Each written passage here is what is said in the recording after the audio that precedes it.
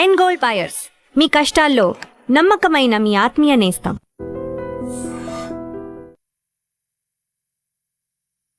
నమస్తే, నేను Kavitha. Welcome to I dream news and నిజాలు. ఇరాన్ మీద అమెరికా, ఇజ్రాయెల్ చేస్తున్నటువంటి దాడి ఇప్పుడు 3వ నెల కంటిన్యూ అయింది. 4వ నెలలోకి ఎంటర్ అయిపోతుంది. బోల్డ్ అన్ని స్టేట్మెంట్ల తర్వాత, అత్యంత కన్ఫ్యూజన్, సందిగ్ధత తర్వాత మళ్ళీ ఇరాన్ మీద దాడులు, బాంబుల వర్షం కురిపిస్తోంది అమెరికా. సొంత రిపబ్లికన్ పార్టీ నేతల నుంచే వ్యతిరేకత ఎదురవుతోంది ట్రంప్కి. At the same time Abraham అకార్డ్లో ఎంటర్ అవ్వాలంటూ పాకిస్తాన్ మీద కూడా ఫోర్స్ చేస్తోంది అమెరికా. ఇజ్రాయెల్ని ఒక దేశంగా గుర్తించాల్సిన అవసరం ముస్లిం దేశాలకు ఉంది అనేది. నెక్స్ట్ ఏం జరగబోతోంది? 5 అంశాల మీద ఇప్పటికీ ఒక క్లారిటీ రానప్పుడు అమెరికా అధ్యక్షుడు డొనాల్డ్ ట్రంప్ యుద్ధాన్ని కంటిన్యూ చేస్తారా? అలా అయితే లెబనాన్కి సంబంధించి అక్కడ కూడా ఒక సందిగ్ధత కొనసాగుతోంది. వీటన్నిటిలో అత్యంత పెద్ద క్వశ్చన్ మార్క్, అసలు ఆన్సర్ ఎప్పుడు దొరుకుతుంది? మనతో పాటుగా ఉన్నారు సీనియర్ జర్నలిస్ట్ సురేష్ కొచ్చాదిల్ గారు. సార్ నమస్తే.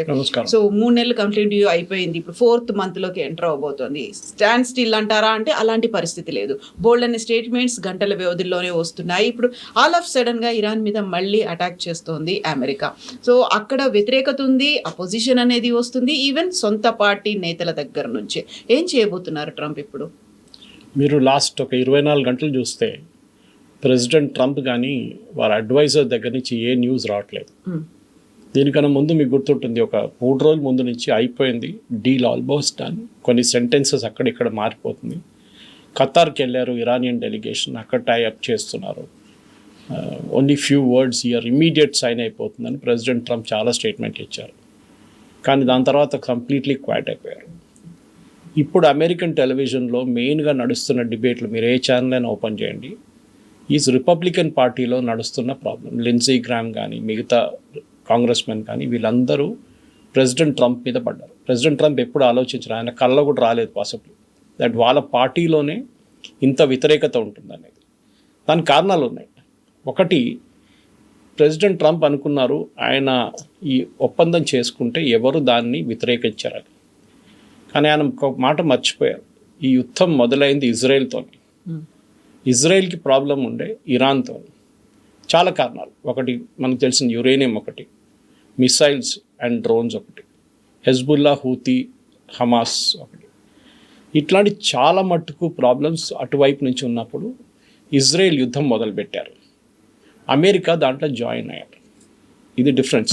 అమెరికా రాకపోతే కూడా ఇజ్రాయెల్ యుద్ధం ముందుకెళ్తుండే. ఇజ్రాయెల్ ఆ రోజు ఫిబ్రవరి 28 బాంబ్ చేస్తుండేవారు. ఇన్ఫ్యాక్ట్ వాళ్ళే చేశారు మేజర్ బాంబింగ్. ఆ రోజు ఖమెనీని చంపింది. దాంట్లో ఇజ్రాయెల్ పాత్ర ఆల్మోస్ట్ 90%. అమెరికా ఒక 10% వాళ్ళ కవరింగ్ ఫైర్ ఇచ్చారు అంతే. కానీ ప్రెసిడెంట్ ట్రంప్కి ఏంటంటే, ఆయన ఒక పెద్ద యుద్ధం గెలిచాను, నేనే ఇరాన్ని ఫినిష్ చేశాను, ఏ ప్రెసిడెంట్ చేయలేకపోయారు. ప్రెసిడెంట్ ఒబామా ఉండొచ్చు, క్లింటన్ ఉండొచ్చు, బుష్ ఉండొచ్చు, బైడెన్ ఉండొచ్చు, ఎవరు చేయలేని పని నేను చేసి చూపించాను అని చూపించడానికి ప్రెసిడెంట్ ట్రంప్ దిగారు. కానీ ఇప్పుడు దిగిన మనిషి బయటికి రాలేకపోతున్నాడు. ఆ ప్రాబ్లం అక్కడే చిక్కపోయింది. ఆయన ఇప్పుడు ఎట్లా దీని నుంచి బయటికి రావాలని ట్రై చేస్తున్నారు. దానికోసం చెప్పాను, నిన్నటి నుంచి ఆల్మోస్ట్ లాస్ట్ 24 hours నుంచి రిపబ్లికన్ పార్టీలో చాలా పెద్ద గొడవ నడుస్తుంది. ప్రెసిడెంట్ ట్రంప్ మీద పాసిబ్లీ ఇంత షార్ప్ అటాక్ లాస్ట్ 2 సంవత్సరాలు ఎప్పుడు జరగలేదు, అంటే ఆయన సెకండ్ టర్మ్కి వచ్చిన తర్వాత. దానికి కారణాలు ఉన్నాయి. ఒకటి, అమెరికన్ ప్రజలకి అక్కడ ఉన్న ఎకనామిక్ సిచ్యువేషన్ చాలా దారుణ పరిస్థితిలో ఉంది. మనం అనుకుంటాం $5 నుంచి $6 పర్ గ్యాలన్ పెట్రోల్ అంటే భారతదేశం కన్నా కాస్ట్లీ పెట్రోల్ ఇప్పుడు యూఎస్లో సేల్ అవుతుంది. Whereas US is 100% producer of oil, అంటే వాళ్ళకి కావాల్సిన మొత్తం ఆయిల్ వాళ్ళే ప్రొడ్యూస్ చేసుకుంటున్నారు. అప్పుడు అట్లా అంటే మీకు ఒక ప్రొడక్షన్ ఒక బ్యారెల్కి మీ దగ్గర మ్యాక్సిమం ఉండాల్సింది ఒక $10 ఉంటుంది, $15 ఉంటుంది. ఇప్పుడు ఇంటర్నేషనల్ మార్కెట్లో $100 అమ్ముతారు. సో ప్రాఫిట్ ఆలోచించండి. అట్లా ఉన్నప్పుడు ప్రెసిడెంట్ ట్రంప్ ఈ $5 పర్ గ్యాలన్ అమ్ముతున్నాడు, 3.5 లీటర్స్ ఆయిల్. అది ఈజీగా $2 తీసుకురావచ్చు కావాలంటే, ఆల్రెడీ అదే ఉండే ముందు. కానీ ఆయన చేస్తున్నారు, అమెరికా ఏం చేస్తున్నారంటే ఇది ఆపర్చునిటీ అని చూసి అమెరికన్ ఆయిల్ కంపెనీస్ వాళ్ళకి ప్రజలకు సప్లై చేయకుండా ఇంటర్నేషనల్ మార్కెట్లో అమ్మేస్తున్నారు ఆయిల్.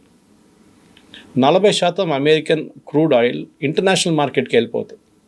అది ఎందుకు అమెరికాలో అమ్మట్లేదు? ఎందుకంటే వాళ్ళకి డబ్బులు కావాలి, అమెరికన్ ఆయిల్ కంపెనీ. ఈ అమెరికన్ ఆయిల్ కంపెనీస్ ప్రెసిడెంట్ ట్రంప్ది మెయిన్ స్పాన్సర్. మీరు చూసుంటారు, ప్రెసిడెంట్ ట్రంప్ అనౌన్స్మెంట్స్ ఎప్పుడు సండే సాయంత్రం చేస్తారు, లేకుంటే ట్యూస్డే ఈవినింగ్ చేస్తారు. దాని కారణాలు ఉన్నాయి.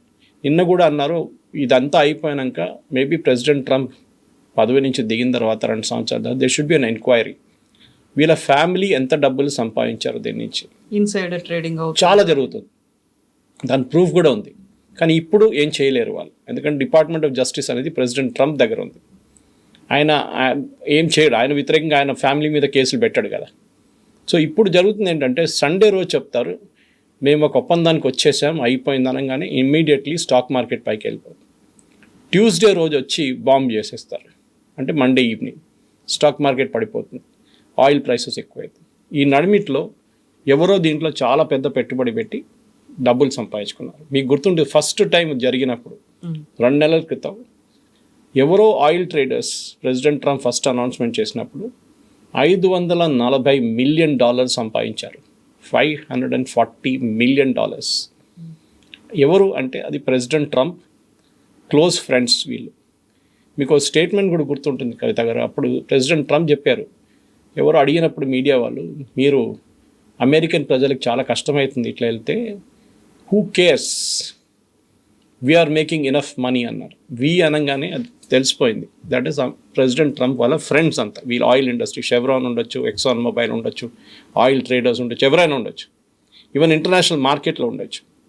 వీళ్ళు డబ్బులు సంపాదిస్తున్నారు. సో అమెరికన్ ప్రజలకి ఇప్పుడు దాని మీద చాలా పెద్ద కోపం. బహుశా president Trump ratings Richard Nixon కన్నా కిందకి వెళ్ళిపోయింది ratings. Richard Nixon was considered most unpopular US president. Water gate scandal తర్వాత నిక్సన్ అనగానే ఒక స్టాండర్డ్ వచ్చేసింది, దీనికన్నా కింద మీరు వెళ్ళలేరు అని. కానీ దానికన్నా కింద వెళ్ళిపోయారు ప్రెసిడెంట్ ట్రంప్ ఇప్పుడు. అంటే అంత దారుణమైన పరిస్థితిలో ఉన్నారు ప్రెసిడెంట్ ట్రంప్. ఈ పరిస్థితుల్లో రిపబ్లికన్ పార్టీలో ఉన్న వాళ్ళ కాంగ్రెస్మెన్కి ఇప్పుడు నవంబర్లో రాబోయే మిడ్ టర్మ్ పోల్స్లో 100% ఓడిపోతారని తెలుసు వాళ్ళకి.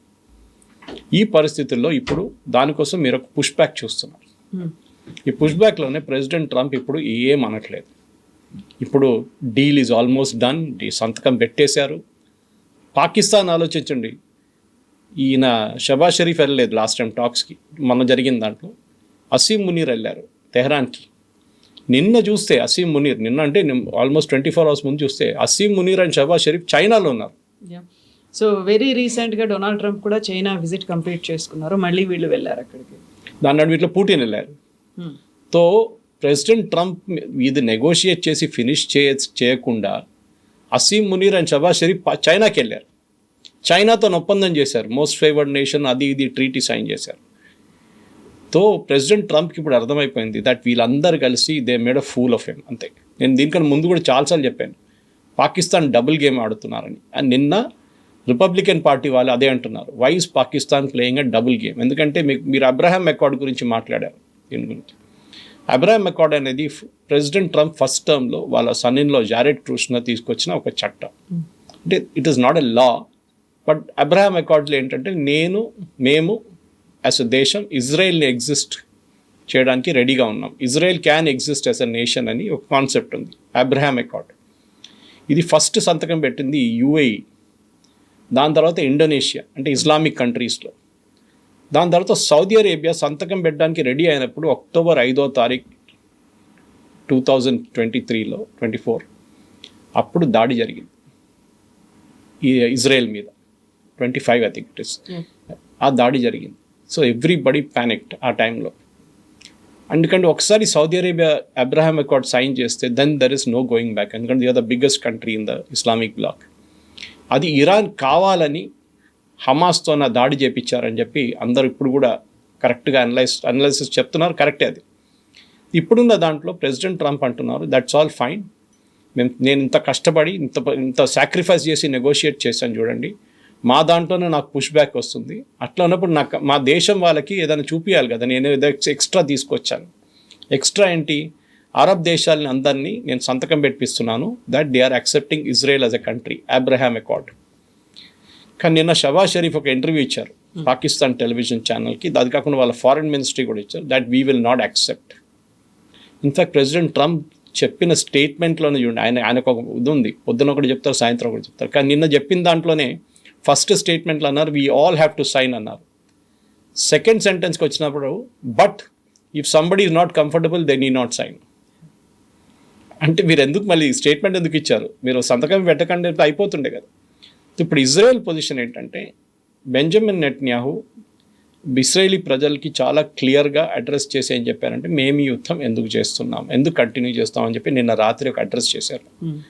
వాళ్ళ క్లారిటీ చాలా క్లియర్. వాళ్ళు 2-3 పాయింట్స్. ఒకటి, ఇరాన్ దగ్గర యురేనియం ఉండకూడదు.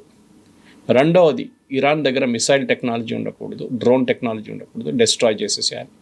మూడవది, Iran Hezbollah, Houthi, Hamas support చేయడం బంద్ చేయాలి. తర్వాత 5-6 కండిషన్స్ ఉన్నాయి. ఇది ఇరాన్ అంగీకరించారు. యురేనియం తీసుకుందాం ఫస్ట్. ప్రెసిడెంట్ ఒబామా సైన్ చేసిన జేసీపీ అగ్రిమెంట్లో 2 సంవత్సరాలు నెగోషియేట్ చేశారు. 2 years జాన్ కెరీ వీళ్ళందరూ నెగోషియేట్ చేసి లాస్ట్ సంతకం పెట్టారు 2015లో.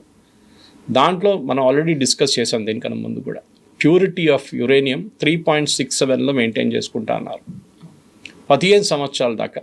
ఫస్ట్ 10 years ఇరాన్ ఆ యురేనియంని ముట్టరు, హై వాల్యూ యురేనియం. అప్పుడు వాళ్ళ దగ్గర ఉన్న యురేనియం ప్యూరిటీ 40% ఉండే, ఇప్పుడు 60% ఉంది. 400 కిలోలు ఉన్నాయి. ముందు వాళ్ళ దగ్గర 200 కిలోలే ఉండే. ఇది ఎందుకు ప్యూరిటీ ఎక్కించారంటే ప్రెసిడెంట్ ట్రంప్ వచ్చిన తర్వాత 2018లో ఫస్ట్ టర్మ్లో ఈ అగ్రిమెంట్ని ఆయన కంప్లీట్గా రిజెక్ట్ చేసేసారు.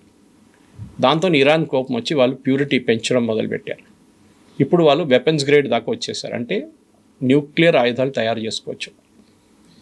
ఇప్పుడున్న పరిస్థితి 60%. ప్రెసిడెంట్ ట్రంప్ ఏమంటున్నారంటే మాకు అది అప్పగించేసేయండి, 400 కిలోలు మాకు ఇచ్చేసేయండి. ముందు ఫస్ట్ వార్ మొదలైనప్పుడు మేము అది కంప్లీట్గా డెస్ట్రాయ్ చేసేసాం ఆపరేషన్ మిడ్ నైట్ హ్యామర్లో జూలై లాస్ట్ ఇయర్. ఇప్పుడు అంటున్నారు కాదు, అది న్యూక్లియర్ డస్ట్ ఇంక అక్కడ ఉంది, మీరు మాకు అది ఇచ్చేసేయండి, మేము తీసుకెళ్ళి దాన్ని ఎక్కడైనా సేఫ్గా పెట్టుకుంటాం, లేకుంటే డెస్ట్రాయ్ చేసేస్తాం. 1 నెల తర్వాత ట్యూన్ మారిపోయింది. మీరు ఇది ఒక థర్డ్ కంట్రీకి ఇవ్వచ్చు, రష్యా లాంటి కంట్రీకి ఇవ్వచ్చు, చైనా లాంటి వాళ్ళకి ఇవ్వచ్చు, వాళ్ళ దగ్గర సేఫ్గా ఉంచుకుంటారు. ఇప్పుడు డెస్ట్రాయ్ చేయట్లేదు, సేఫ్గా ఉంచుకుంటారు అక్కడ. ఇప్పుడు మొన్న జరిగిన డిస్కషన్స్లో ఏమొచ్చిందంటే ప్రెసిడెంట్ ట్రంప్ ఇంకా కిందకి దిగొచ్చి ఒక పని చేయొచ్చు, కావాలంటే మీ దగ్గరే దాని ప్యూరిటీ తగ్గించుకోవచ్చు. ఈ న్యూక్లియర్ ఒక దాంట్లో ప్యూరిటీ తగ్గించడం కూడా ఒక ప్రాసెస్ ఉంది, పెంచడం ఒకటే కాదు, తగ్గించవచ్చు కావాలంటే. అది చేయొచ్చు, డైల్యూట్ అంటారు దాన్ని, డైల్యూషన్ ప్రాసెస్, అది చేయవచ్చు. డైల్యూట్ చేయండి, డైల్యూట్ చేసి మీ దగ్గరే ఉంచుకోండి, ఆర్ థర్డ్ పార్టీకి అప్పగించండి, వాళ్ళు అదే పని చేస్తారు. నెక్స్ట్ స్టెప్లో ఏమంటారో తెలియదు, మీరు కావాలంటే న్యూక్లియరే పెట్టుకోండి అంటారు. సో ప్రెసిడెంట్ ట్రంప్ పొజిషన్ ప్రతిరోజు వీక్ అయిపోతుంది. ఇప్పుడు ఆయనకి ఇప్పుడున్న పరిస్థితుల్లో ఆయన ఏం చేయలేకపోతున్నారు. హీఈస్ బికమ్ ఎ హాస్టేజ్ అంటున్నారు వాళ్ళ అమెరికన్ కామెంటేటర్స్. వాళ్ళ పార్టీ వాళ్ళే వ్యతిరేకిస్తారు, డెమోక్రాట్స్ని పక్కన పెట్టండి, వాళ్ళు ఏ రోజు నుంచో వ్యతిరేకిస్తున్నారు. ఇప్పుడు వీళ్ళున్న పరిస్థితుల్లో president Trump is in a very very bad state. America సంగతే చెప్పక్కర్లేదు, ఎందుకంటే ఈ యుద్ధం ముందుకు ఎట్లా తీసుకెళ్లాను వాళ్ళకి అర్థం కావట్లేదు. సీజ్ ఫైర్ ఉంది, నిన్న కొన్ని బోట్ల మీద దాడి చేశారు, 4 చనిపోయారు వాళ్ళ సోల్జర్స్. ఒక మిసైల్ సైట్ని కొట్టారంటున్నారు, వాళ్ళ ఐలాండ్ మీద ఒకటి, వాళ్ళ బందర్ అబ్బాస్ మెయిన్ పోర్ట్ మీద కొట్టారు వాళ్ళు. కానీ ఇప్పుడు ప్రెసిడెంట్ ట్రంప్ దీని నుంచి బయటికి రావాలంటే ఆయనకు ఒక సొల్యూషన్ లేదు, అక్కడే మెయిన్ ప్రాబ్లం. అయినప్పటికీ కూడా మళ్ళీ ఇరాన్ మీద అటాక్స్ చేస్తున్నారు. At the same time Israel Lebanon మీద కూడా అలాంటి అటాక్సే చేస్తుంది. లెబనాన్ గురించి మాట్లాడట్లేరు. అండ్ రిపబ్లికన్స్ అడుగుతున్నట్టుగా హౌతీస్ కావచ్చు, హమాస్ కావచ్చు, హిజ్బుల్లా వీళ్ళ గురించి ఏం చేశారు ఇరాన్తో పాటుగా. ఇరాన్ అలాంటి ఒక అన్సర్టనిటీ అనేది కనిపిస్తుంది, అక్కడ క్లారిటీ అనేది లేదు. కాబట్టి నెక్స్ట్ లెబనాన్ అని అన్నారు కదా, ఏమైంది అనే మాట. లెబనాన్లో ఒక చాలా యూనిక్ పరిస్థితి అయింది. ఇప్పుడు ఇజ్రాయెల్ చాలా మటుకు సదర్న్ లెబనాన్ క్లియర్ అవుట్ చేశారు. అప్పుడు ప్రెసిడెంట్ ట్రంప్ సీజ్ ఫైర్ తీసుకొచ్చారు. ఇప్పుడు హెజ్బుల్లా వాళ్ళు మళ్ళీ సదర్న్ లెబనాన్కి వచ్చారు. ఇజ్రాయెల్ ఇంత కష్టపడి వాళ్ళని పుష్ చేసి పైకి తీసుకెళ్లారు, ఇప్పుడు వాళ్ళు మళ్ళీ దిగి సదర్న్ లెబనాన్కి వచ్చారు. ఈ సదర్న్ లెబనాన్ అనే area Christian dominated area. So Israel చాలా కేర్ఫుల్గా ఉన్నారు ఈ సదర్న్ లెబనాన్తో డీల్ చేస్తున్నప్పుడు, ఎందుకంటే క్రిస్టియానిటీ అనగానే అది యూఎస్తో కనెక్షన్ వస్తుంది.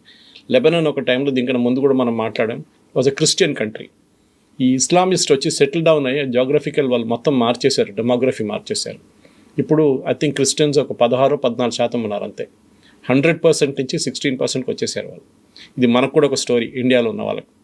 సో ఈ క్రిస్టియన్ దాంట్లో ఏం చేశారంటే హెజ్బుల్లా వాళ్ళు లాస్ట్ ఒక 6 వారాల్లో 8 వారాల్లో చాలా మటుకు చర్చెస్ ఆక్యుపై చేసుకున్నారు వాళ్ళు. లాస్ట్ వీక్ ఒక ఇజ్రాయేలీ క్యాప్టెన్ని చంపేశారు వాళ్ళు. ఈ was promoted as major after death. ఆయన ఇంక 2 సోల్జర్స్ మీద కాల్పులు జరిపించి చర్చ్ లోపల నుంచి. ఇజ్రాయేలీ సోల్జర్స్ చర్చ్ని హిట్ చేయలేకపోతున్నారు. వాళ్ళు ఆర్డినరీ ఇల్లు అంటే కొట్టేస్తారు వాళ్ళు ఇమీడియట్. చర్చ్ని కొట్టంగానే మళ్ళీ యూఎస్లో గొడవ మొదలవుతుంది. చర్చ్ మీద కొట్టారు చూడండి ఇజ్రాయేలీస్ అని చెప్పి. హిజ్బుల్లాకి తెలుసు అది.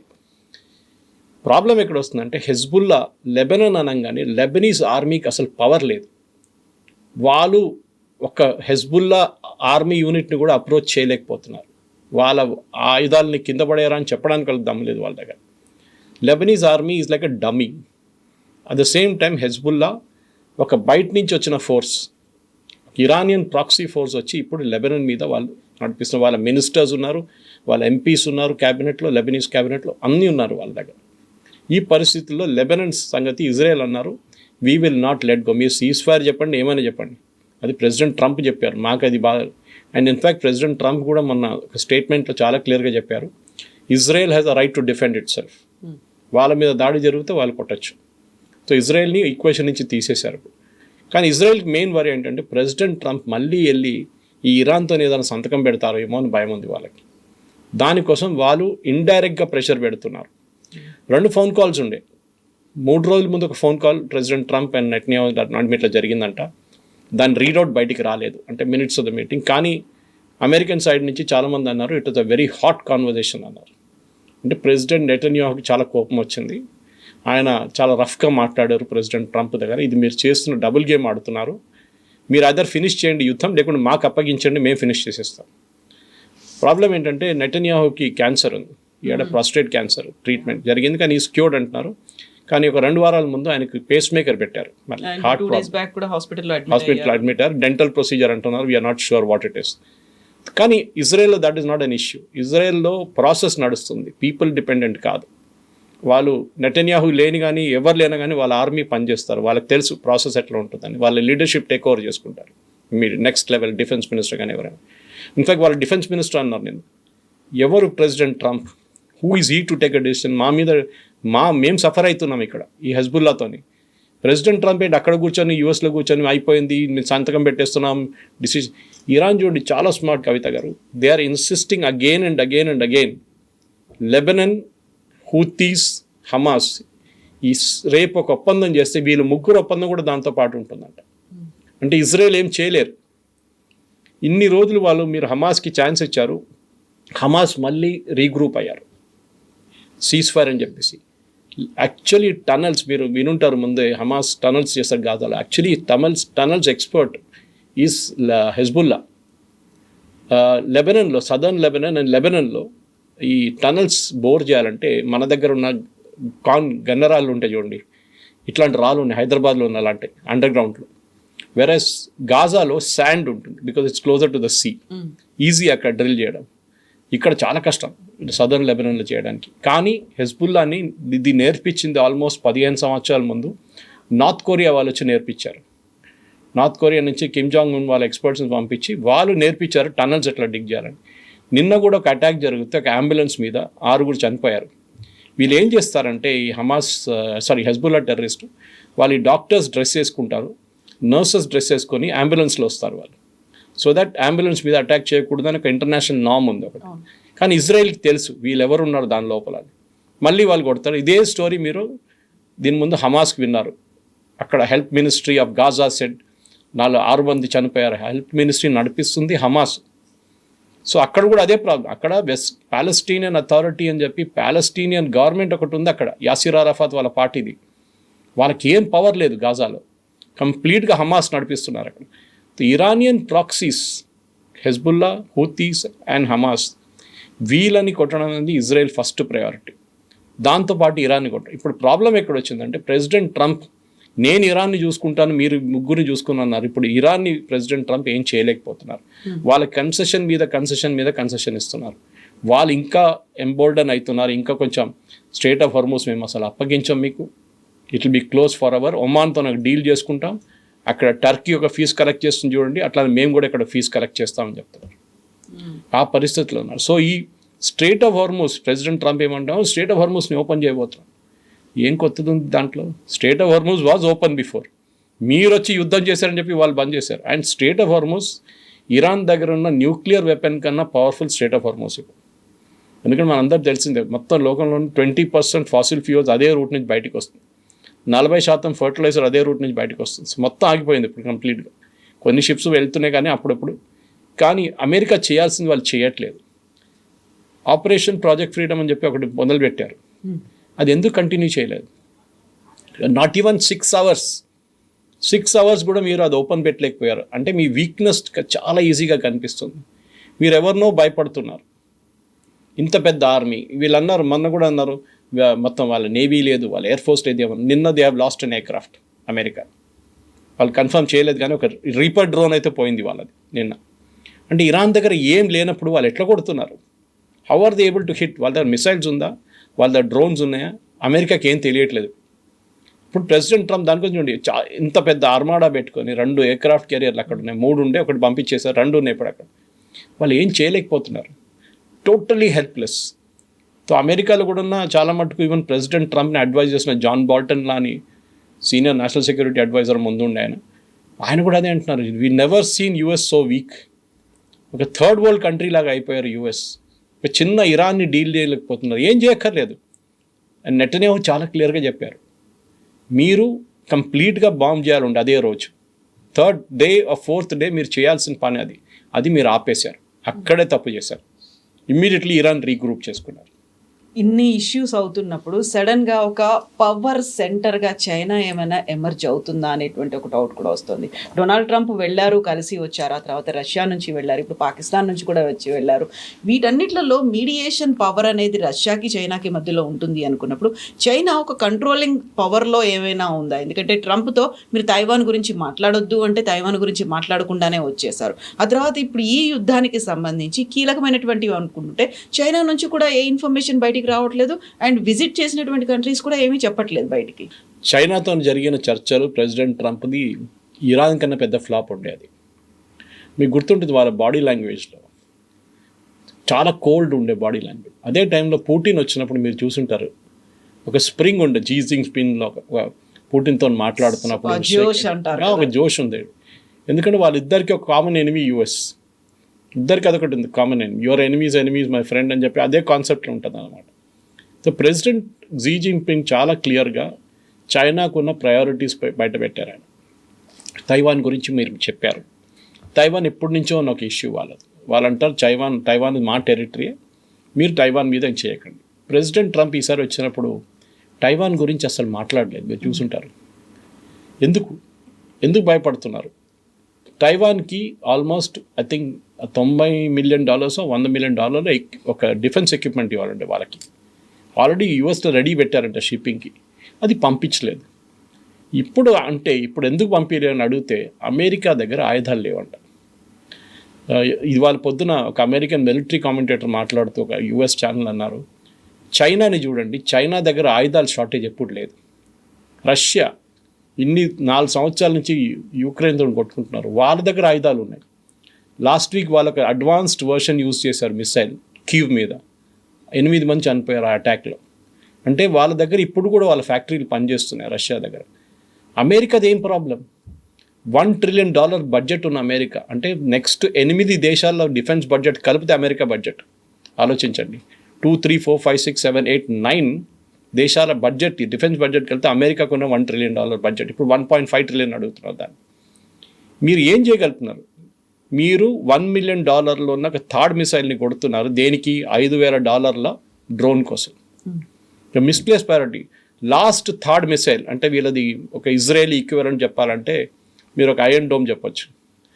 ఈక్వివలెంట్ అని చెప్పలేము ఆల్మోస్ట్, కానీ మిసైల్ ఉంటుంది. థర్డ్ మిసైల్ పెట్టుకోవచ్చు మీరు డిఫరెంట్. ఒక మిసైల్ కాస్ట్ $1 million.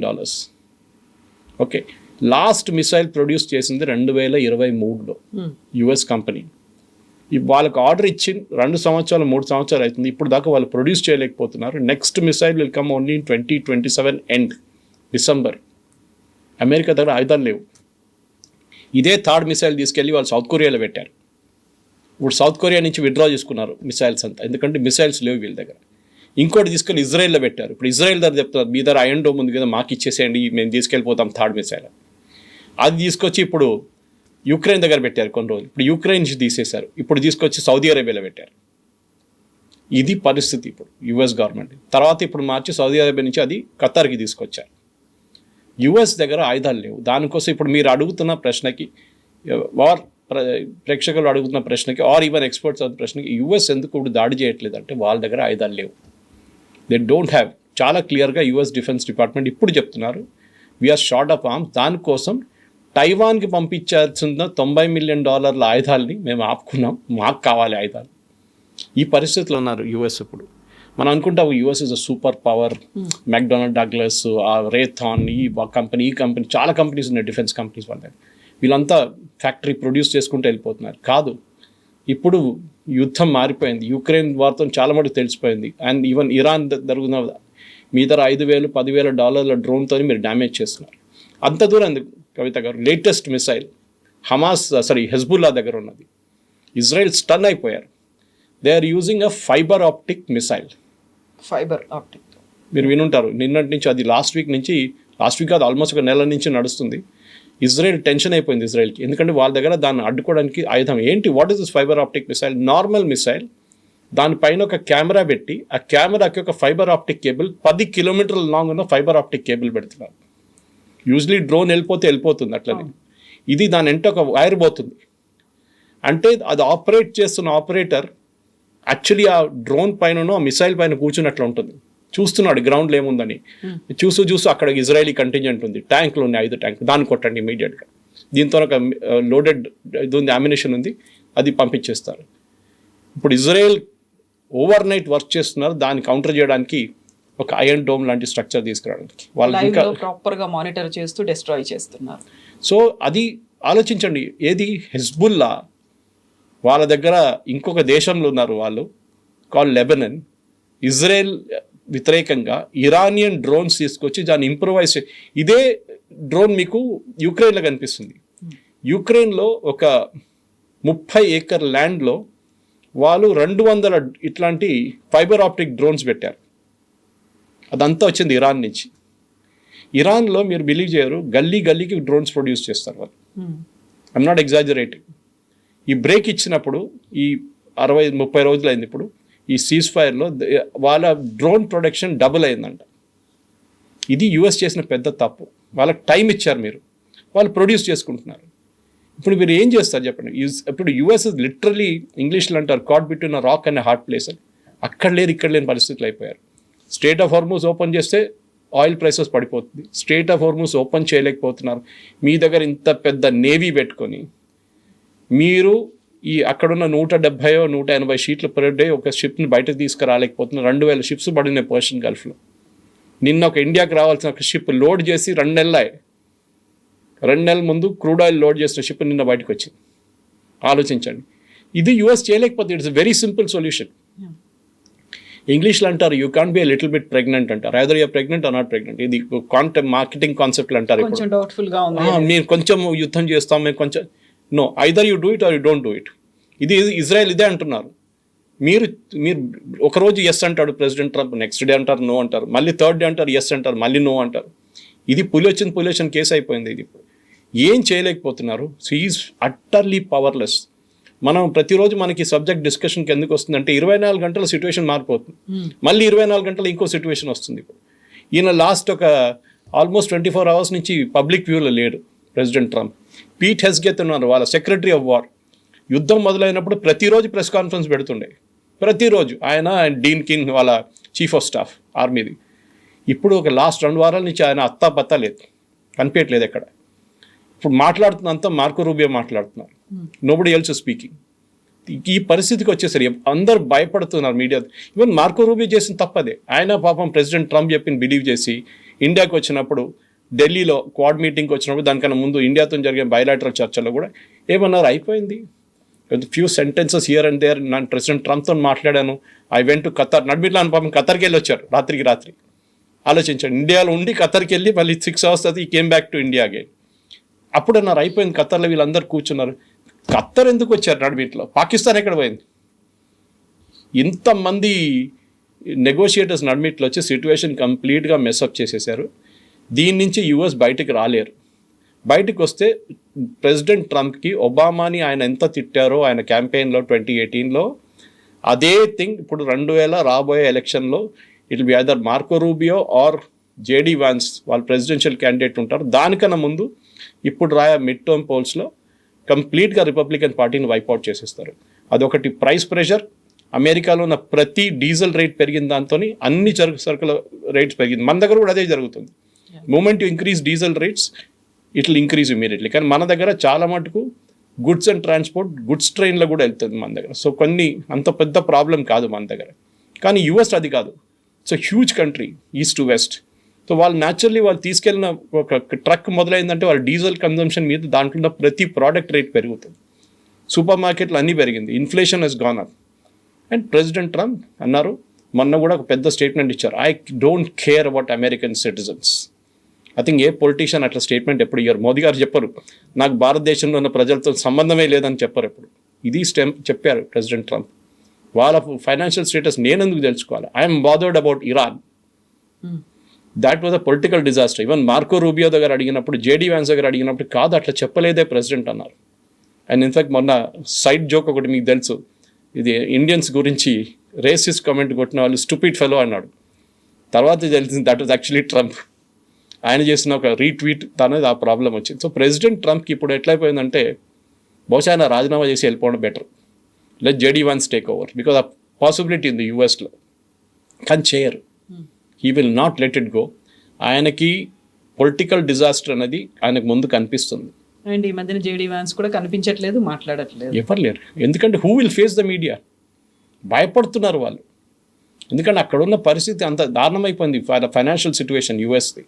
ప్రజలు అంటున్నారు మీరు యుద్ధానికి ఎందుకు వెళ్ళారు, దీనిది ఏముండే ఎండ్ రిజల్ట్. మీరు ఒక యుద్ధానికి వెళ్ళినప్పుడు ఉంటుంది, మనం వెళ్ళాం ఆపరేషన్ సింధూర్లో మన టెర్రరిస్ట్ హైడౌట్స్ కొట్టాం, పాకిస్తానీ ఎయిర్ ఫోర్స్ కొట్టాం, అయిపోయింది, ఫినిష్డ్. ఇది అదేం లేదు. నేను స్ట్రేట్ ఆఫ్ హార్మూజ్ ఓపెన్ చేస్తాను, నా షిప్లు పెట్టేస్తానంటే అయిపోతుంది. That will finish the war it's there it's. అది కూడా చేయడానికి ఆయన తయారుగా లేరు. ఇది problem. President Trump literally now ఒక ఏం చెప్తారు వీకెస్ట్ అమెరికన్ ప్రెసిడెంట్ అయిపోయారు హిస్టరీలో. Yes, sir. Thank you Thank you so very much. much.